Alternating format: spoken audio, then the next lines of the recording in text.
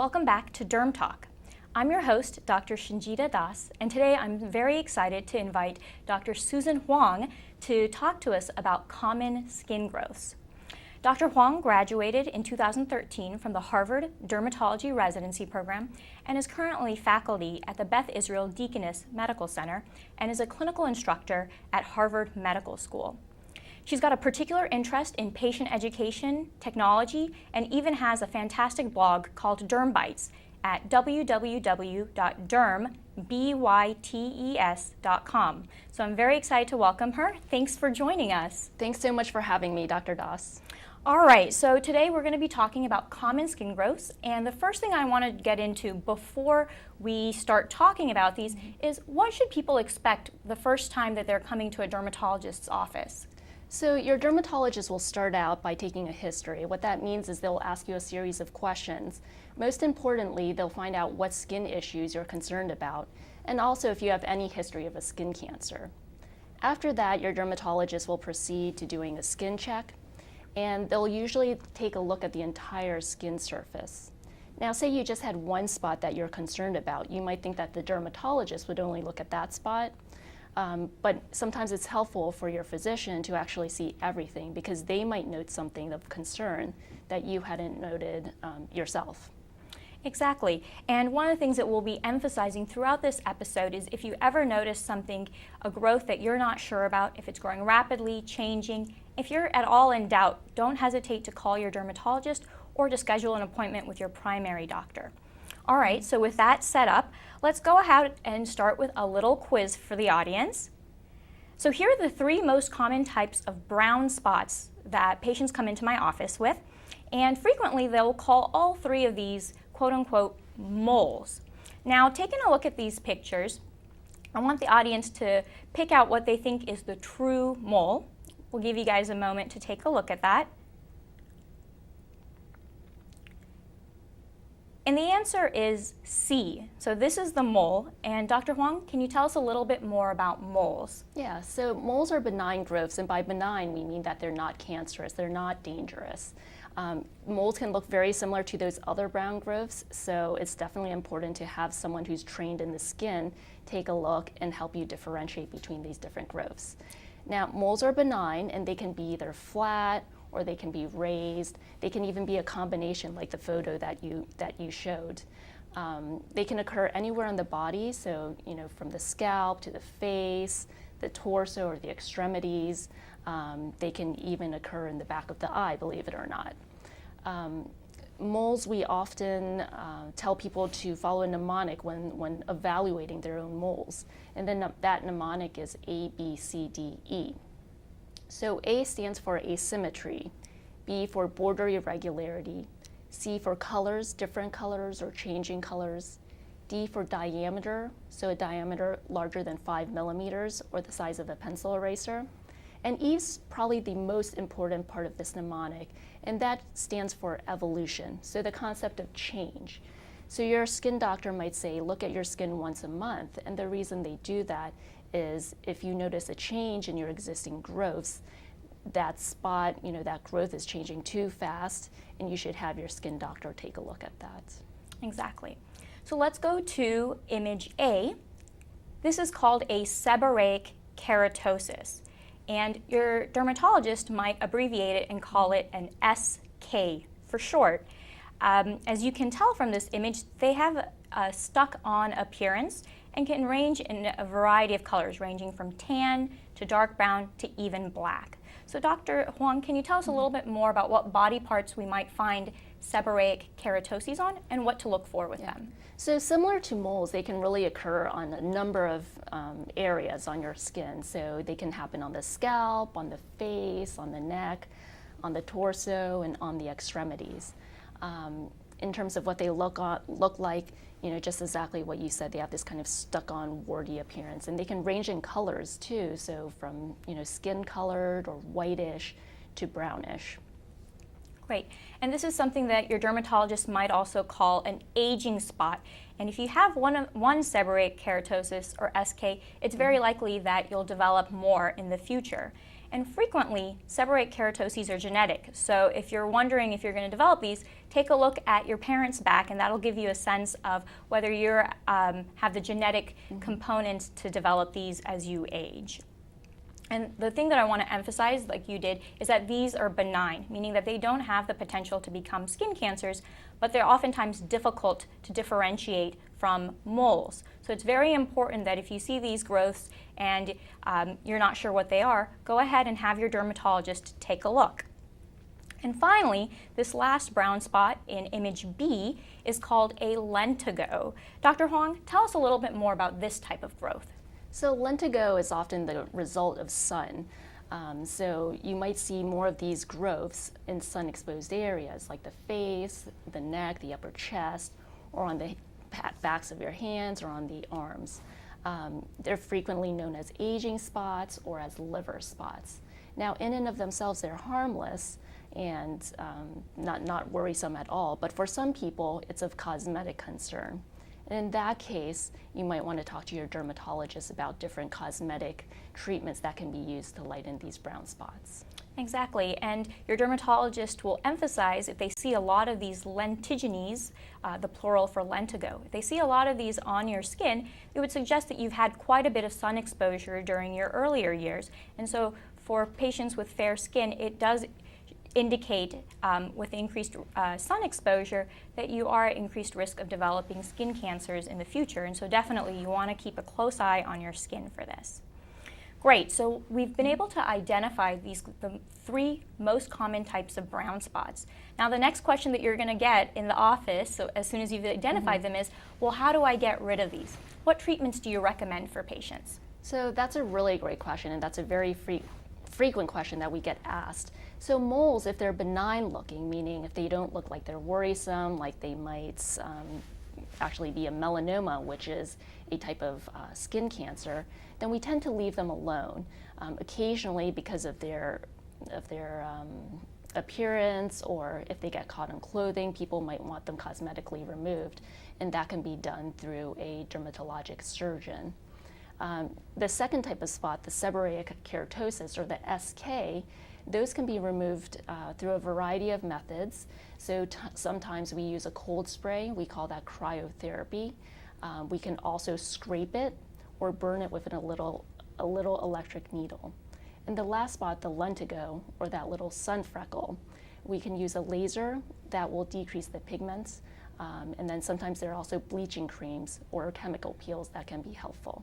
And it's super important that you see either a dermatologist or a physician who is very familiar with skin conditions, because you don't want to have treatment for something that is not benign. And so you want someone to be able to be 100% certain that it's not a melanoma or any other type of skin cancer before you undergo any treatments.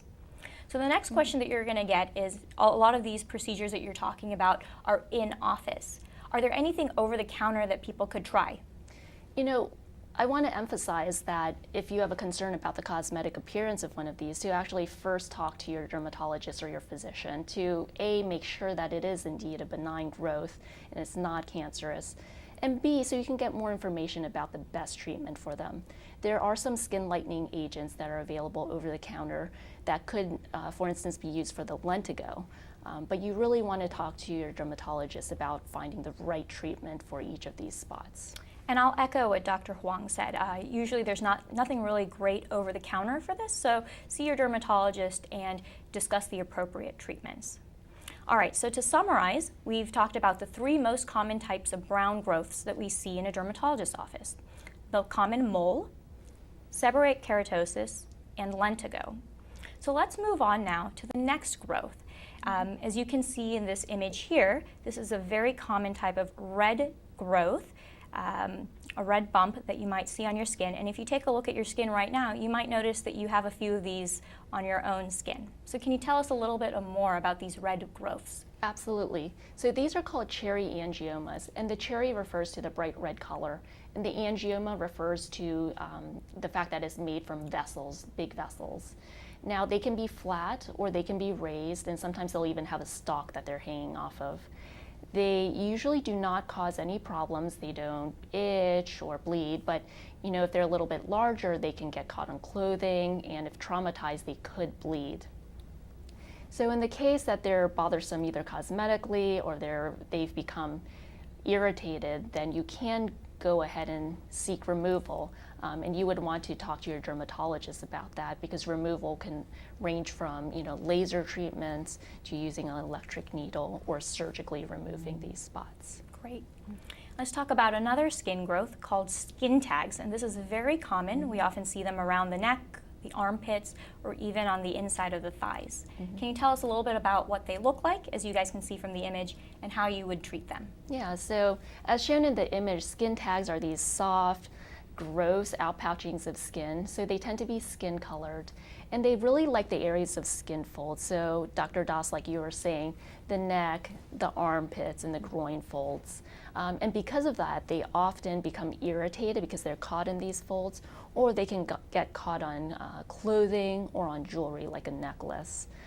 So if that is the case, then sometimes people will also seek removal, and that can be done through snipping or being cut off with a surgical blade. Sometimes they're frozen or burned off. And one thing I want to point out to the audience is that sometimes the skin tags can appear on a background of a sort of a velvety brown background on the backs of the neck or in the armpits. In situations like that, it might suggest that you have underlying diabetes or might be overweight. If that's the case, it's very important that you follow up with your primary doctor to make sure that you're up to date on your full, not only skin exams, but also your internal health exams. And one more thing to add on the skin tags is that you might see on the internet that there are a variety of at-home treatments for skin tags. Just be wary of these. You want to be safe. You don't want to, go cutting your skin tag at home. You could have a risk of bleeding that's not controlled. So definitely try to seek medical help before turning to those home remedies. Great. And again, the tools that we use in the office are sterile, so they have a reduced risk of infection. So you don't want to get into trouble in those ways. All right, so since we're in the head and neck area, let's talk a little bit about some common growths that we might see in the face. So I'm going to put up the names of these these skin conditions. They're called sebaceous hyperplasia, syringoma, and milia. And I want you guys to have a second to take a look at them, because sometimes they can be a mouthful. And of course, on the head and neck area on the face, we commonly see the 3 brown spots that we talked about already: the moles, seborrheic keratoses, and lentiginous. Let's start out talking about sebaceous hyperplasia. Can you tell us what we're seeing in this image and where to expect them and treatment options? Right. So sebaceous hyperplasia most commonly occur on the face, as in the image. In terms of their appearance, they can show up as yellowish bumps. Occasionally they'll take on a pinkish hue as well. It's important to have them evaluated because they can mimic skin cancer, such as a basal cell cancer. And in terms of treatments, your dermatologist may recommend either freezing them with the cryotherapy. They might use a sterile electric needle to tap them, as well as laser. So you want to discuss with your dermatologist what's going to be the best option given your particular skin type and the number of these sebaceous hyperplasia that you have. All right, and this next image is that of a syringoma. Can you tell us a little bit about what we're seeing here? Yeah, so syringomas really like to cluster around the eye area. Most frequently, they're found on the face, like the sebaceous hyperplasia. They tend to be skin colored. Sometimes they can be a little bit pinkish as well, sometimes a little clearish looking. In terms of getting rid of them, sometimes they're a cosmetic concern, so they can also be burned off or kind of cut off.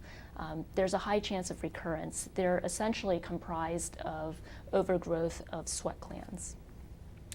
And this final image here is that of milia. And this rounds out the 3rd most common type of skin growth that we see. Can you tell us a little bit about milia and some treatment options for them? Yeah, so milia also commonly occur on the face. Milia can also occur on newborns as well. And what they look like are little tiny cysts, like you're saying. So what's a cyst? A cyst is essentially a collection of some sort of skin material. In this case, the milia is filled with a material called keratin. And these tend to be a few millimeters in diameter, so really tiny, and they're little whitish or yellowish bumps. In terms of removal, there are a few different options. your dermatologist might nick them and then squeeze the contents out. But because it's a cyst, occasionally they'll reform because they can reaccumulate that keratin material inside. Sometimes your dermatologist might prescribe you a topical retinoid, so medications such as Retin A, which is also used for acne. And this is to help prevent the development of milia. Great. Since we're talking about cysts, that leads us perfectly into a discussion of two other common types of cysts that occur on the body. Let's start out with the first type, which is called digital mucus cyst. And Dr. Huang's going to tell us a little bit more about where we commonly see them and how they're treated. So digital mucus cysts, also known as digital myxoid cysts, frequently occur on the fingers, just right in this last portion of the finger, often at the nail bed. And because of their location, they kind of sit atop the area where the nail grows from. So that can actually lead to a groove that forms within the nail. They're often clearish because clearish in appearance or a little shiny because they're filled with a gel-like material. Now, in terms of treatment options, there are a few things that you can pursue. So your physician might nick it and squeeze out some of that jelly type material. They might do an injection of a steroid into it, or they might surgically try to get rid of it, or even try to scrape and burn it. Keep in mind that there's a likelihood, there is a chance that it would recur after these treatments as well. And definitive treatment for these digital myxoid cysts is usually performed by a hand surgeon. And so for patients for whom this is causing a lot of pain, discomfort, or limiting their mobility, that could be a possible treatment down the line if it's necessary.